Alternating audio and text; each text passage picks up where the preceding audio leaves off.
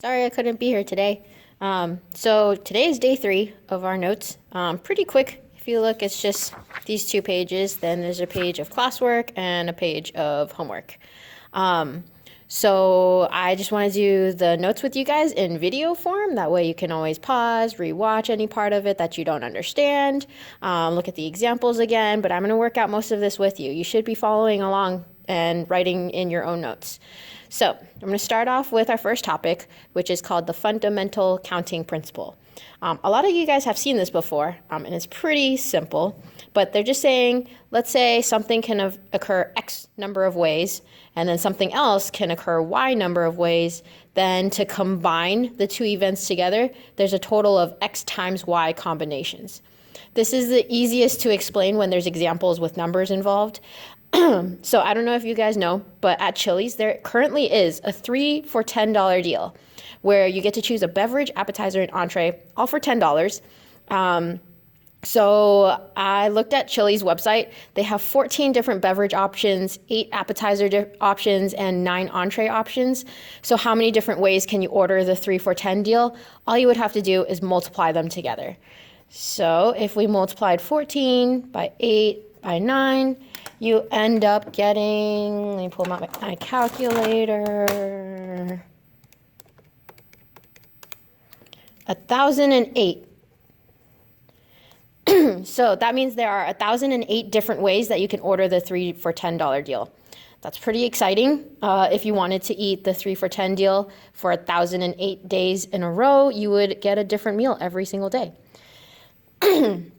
Okay, so this pretty much applies to all different combinations of things. So like another example, I have 24 blouses, 9 pairs of pants, 5 cardigans, and 7 pairs of shoes. This is an underestimation. I actually have a lot more, but just for the sake of smaller numbers in our problem.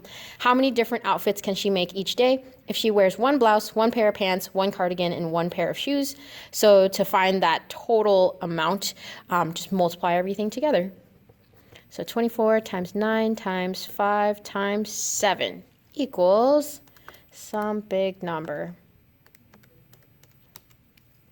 7,560.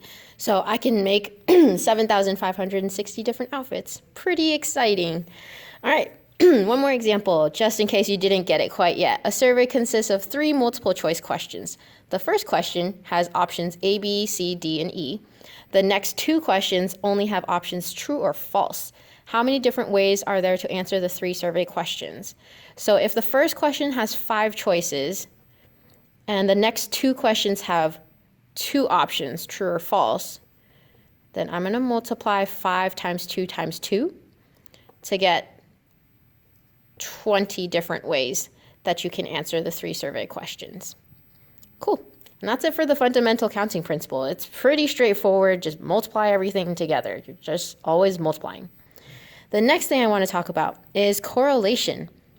So correlation, we kind of talked about this already. So we were saying correlation and causation. So correlation specifically talks about like that pattern or that trend that we can find, whereas causation was when one thing causes the other. But for correlation, this applies mostly when we have 2 variables that we're looking at a time, where we can make a scatter plot. Remember, a scatter plot is just basically a graph where you have points like X comma Y, and then you plot them all out with your data. But correlation specifically, we want to describe it using its strength, whether it's strong or weak, and its direction, whether it's positive or negative. So if we want to describe our scatter plot using these 2 terms, take a look at the scatter plots that I've given you here. These are all examples. So this first one is a strong positive correlation because it makes this positive slope. So that's how we know it's positive. We say it's strong because it's really close to a line. But then this weak positive correlation, you can see that the points are still kind of going in that positive direction, but they're not as close to the line, so that's why we say it's weak. So this next one, this is a strong negative because it's going in the negative direction, but they're all the points are really close to the line. This is a weak negative. This is a moderate negative because the points are like kind of close to the line, but not really, not all of them.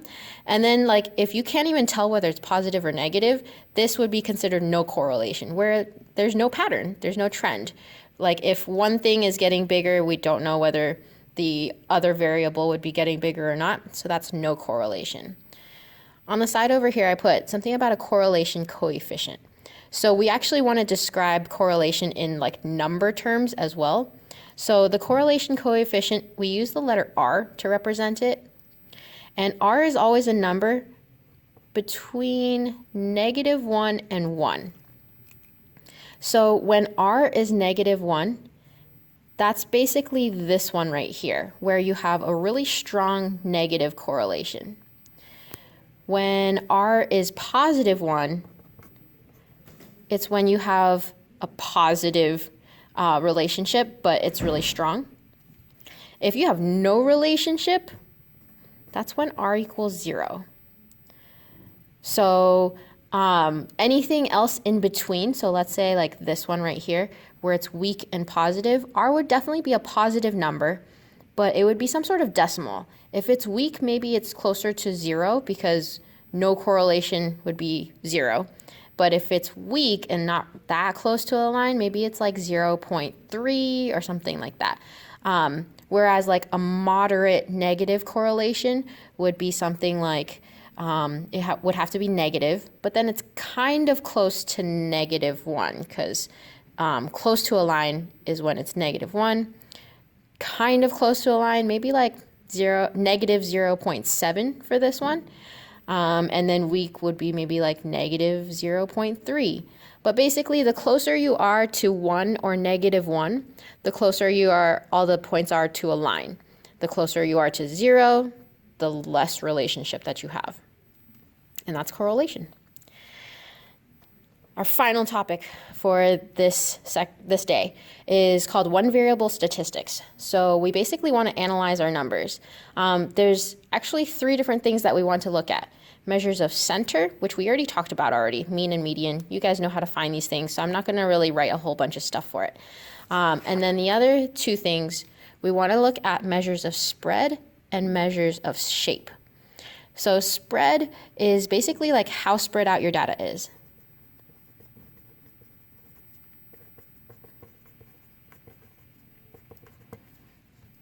And that's really all it talks about. So all of these 3 things are different ways that we can talk about how spread out your data is. Standard deviation is basically the average distance each point is away from the mean.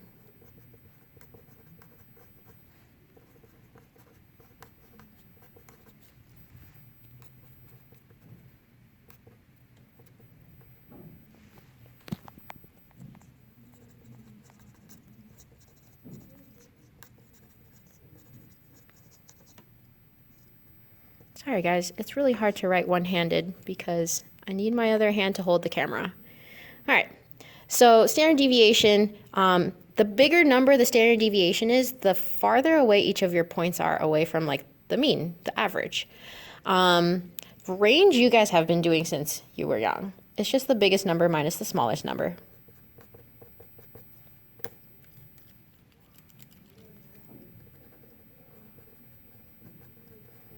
But this basically tells you like how far your numbers go, what's the biggest and what's the smallest, and how many numbers are in between your biggest and smallest. So that's like our simplest way of talking about how spread out our data is. And that's actually, as we get into more advanced math, we don't really use range anymore. The third one is called interquartile range. So interquartile range deals with the median. So anytime you have outliers, it's the best to use interquartile range, whereas kind of like how we would use the mean when there's no outliers or no repeats, standard deviation would be best. But interquartile range, there's a formula for it. It looks really simple, Q3 minus Q1, but we actually have to find these numbers Q3 and Q1. It stands for quartile 3 and quartile 1. So basically like what number is in the first quarter of your data set and what number is in the third quarter of your data set. So we basically have to like split up our data set into quarters. So we can talk about like 25% of the data set, 50% of the data set, and so on. So I'm going to do this with an example. Let's pretend I have the data set 1, 2, 3, 4, 5, 5, 8, 10. So I'm keeping my number small just for an example, but we're basically doing what we would do to find a median. So put all your numbers in order. When we find the median, that's your middle number. So we would count from the outside going towards the middle. Oh no, we have two numbers in the middle. So that's when we want to add them and divide by 2. So whatever two numbers you have in the middle, 4 plus 5 is 9, divided by 2 is 4.5. So 4.5 would be our median. And then from there, since that is our middle number, we're basically saying like this is half the data set right there, and this is the other half of the data set right there. So we want to split up these two halves into halves again to get quarters. So when I find Q3 and Q1, I never include the median. So 4.5 was the number I'm using for my median. I don't count this when I try to find the middle number anymore. So I'm going to start from the 4 and the 1 and then count towards the middle. Again, I have two numbers in the middle, the 2 and the 3. So I'm going to add those together and divide by 2 to get 2.5. So that's going to be my Q1. I'm going to do the same thing on the other side, so count towards the middle again. So that would be between 5 and 8. Adding that together is 13, dividing by 2 is 6.5. So that's my Q2. So when I find my IQR, my interquartile range, Q3 minus Q1 would just be 6.5 minus 2.5, which is 4. And that's my IQR. I'm going to do one more example just so you can see this next thing called a box plot. So a box plot is a type of graph. It's also called a box and whisker plot because you make like a little box and then you kind of draw whiskers at the end of it. So it's made using our numbers from Q1, median, and Q2. I'm going to do another example of a data set so that you can kind of see another example of how we would find all those numbers.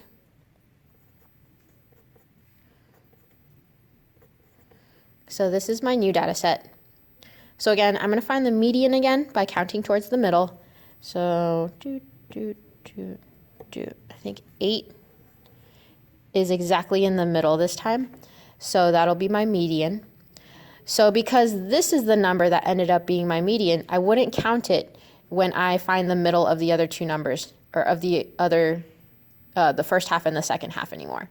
So when I count towards the middle of my first half, I'm going to start at the 7 and the 8, and don't use that third 8 there. Hey guys, sorry for my terrible video editing, but for some reason my video stopped.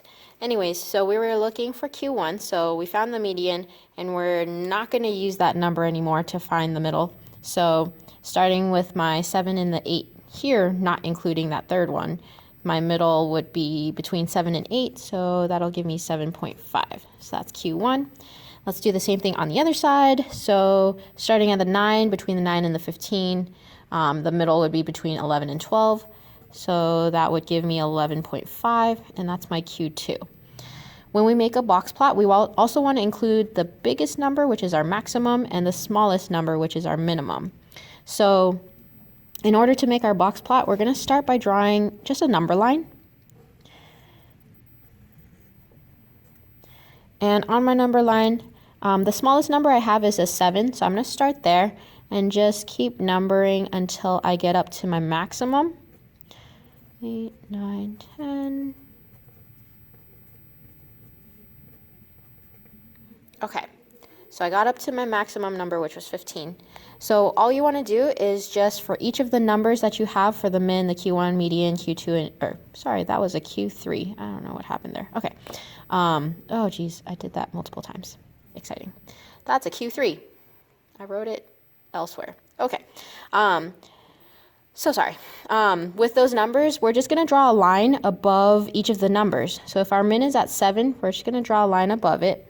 Our Q1 is at 7.5, so draw a line between 7 and 8.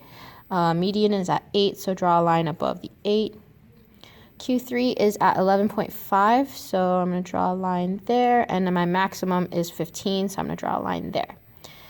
With the Q1 line, median, and the Q3 line, we want to draw the box over those 3 lines. So that's the box of your box plot. And then the reason why it's sometimes called a box and whisker plot is because we would connect the min and the max with a line, and that kind of looks like whiskers, I guess. But that's a box plot. The last thing we want to talk about is measures of shape. So measures of shape is just different shapes that we can use to describe our distribution if we were to make something like a histogram. So if you remember, a histogram is like a bar graph, but bar graphs are supposed to only be used for categorical variables. If we are dealing with numbers, then a bar graph is actually called a histogram. So when we make a histogram, we can actually see what kind of shape it makes. If it's exactly the same on both sides, this would be called symmetric. That's the easiest one. If you have one side that's taller than the other, so if the taller side is on the right and the shorter side is on the left, we call the shorter side the tail of your histogram, and then it would be considered skewed, and the direction is always towards the tail. So this type of graph would be skewed left versus this one, if it was flipped the other way, where the shorter side was on the right, that would be skewed right. When we are kind of analyzing the shapes of the graphs, if it's exactly symmetric like this, the mean and the median are actually equal to each other. Because if you remember, your mean is the average number and your median is the middle number. So if it's symmetric, it should be right in the middle. But if it's skewed left, the mean always goes towards any outliers that you have. So remember, if we had, when we're finding the mean, you're adding up all the numbers together and dividing by how many you have. So if you have a bunch of little numbers, whereas the rest of your data set is kind of on the bigger side, those little numbers would kind of pull the mean towards them. So your mean ends up being smaller. So when it's skewed left, the mean is smaller than the median. And then the opposite for when it's skewed right. So this time the median is smaller than the mean. So we want to be able to look at a graph and see what shape it is. So like this one right here, the shorter side is on the left, so this would be skewed left.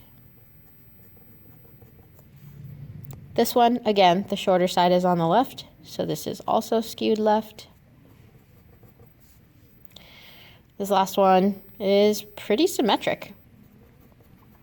Both sides are exactly the same. Even if it's not exactly the same, as long as it's pretty close, it still counts as symmetric. This last example, I'm not giving you a graph and I'm asking you to display the data or the table in a histogram. Awkward, I ran out of storage on my phone. Okay, continuing on. So we're displaying the table in a histogram, describe the shape. So when we make a histogram, on our y-axis, this is always the frequency. Remember, frequency is like how many times does something occur. And then on our x-axis, these will be our ages. So they're telling us to use, one of the bars is going to be from 10 to 19. So I'm going to do a break in my graph so I don't have to start at 0. So that now I can just start at 10. We'll call that 10. And then my next bar starts at 20. So I actually don't need to label the 19 or the 29. I just label where it starts for each of the bars.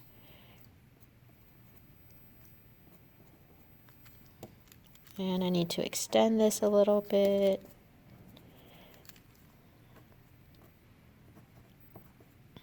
Because it's going to end at 70 since it only goes up to 69 for each of our data bars. So our frequency, it looks like the highest bar is going to go up to 40. So maybe I'll go by 5s. 5, 10, 15, 20, 25, 30, 35, 40. Okay, so my first bar from 10 to 19 for the age is going to be at 3. So I'm just going to make a really short bar here. In a histogram, the bars always have to touch. That's why the next bar is going to start at 20. And then the frequency is 18. So I'm going to go up to about 18 there. That's my next bar. My next bar is at 36. So that'll go up to about here. I don't have graph paper, so I can't be super accurate about this, but we'll do our best. And the next one's at 40, 14, and 5. So there's my histogram. So I didn't make it the prettiest because each of my bars aren't perfectly the same width, but they are supposed to be the same width. But we made our histogram. We need to describe the shape. So it looks like we have short bars on both sides, kind of short bars on both sides, and tall bars in the middle. So this pretty much looks symmetric. So even though it's not perfectly symmetric, it's still considered symmetric because it's pretty close. None of our graphs in real life are ever going to be perfectly symmetric or anything like that because real life isn't perfect. But there we go. You have enough knowledge now to go and do the classwork. Good luck. The first classwork problem does say to make a